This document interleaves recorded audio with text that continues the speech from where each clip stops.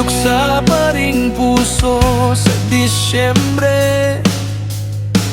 May mga sugat na hindi kayang ilumin ng Pasko. May dilim na di kayang tanglawan ng makukulay na ilaw. May panlalamig na di kayang bawiin ng mainit na tsokolate. Maaari ka pa ring makasalubong ng mga matang may bakas ng magdamag ang pagluha.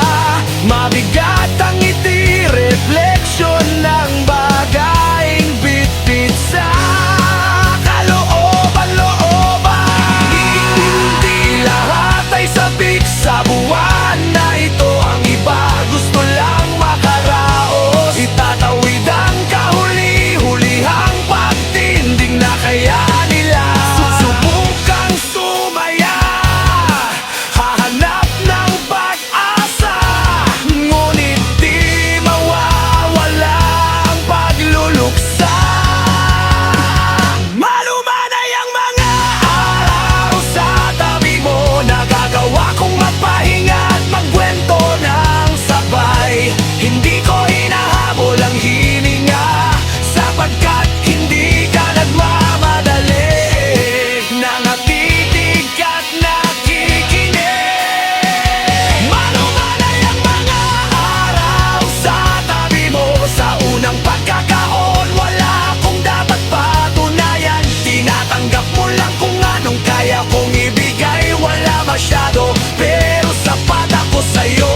Malumanay ang mga araw sa tabi mo, na para bang hindi totoo. Nakakapagtaka, nakakapanibago sa lakas ng ingay sa mundo. Pati itong bagabagsaking puso.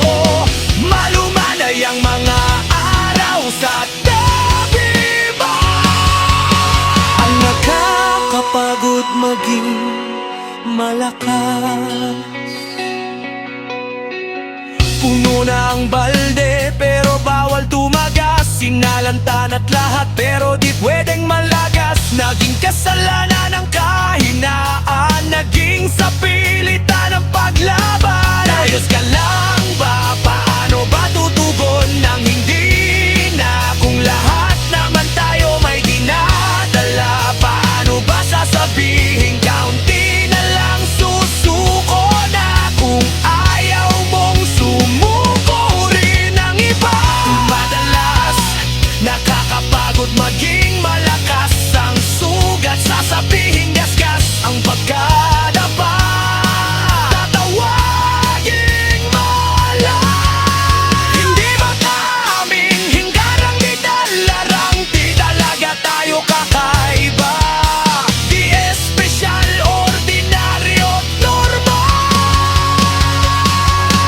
Napapagod, hinayangan ko ang buhay na hindi ikaw ang kasama.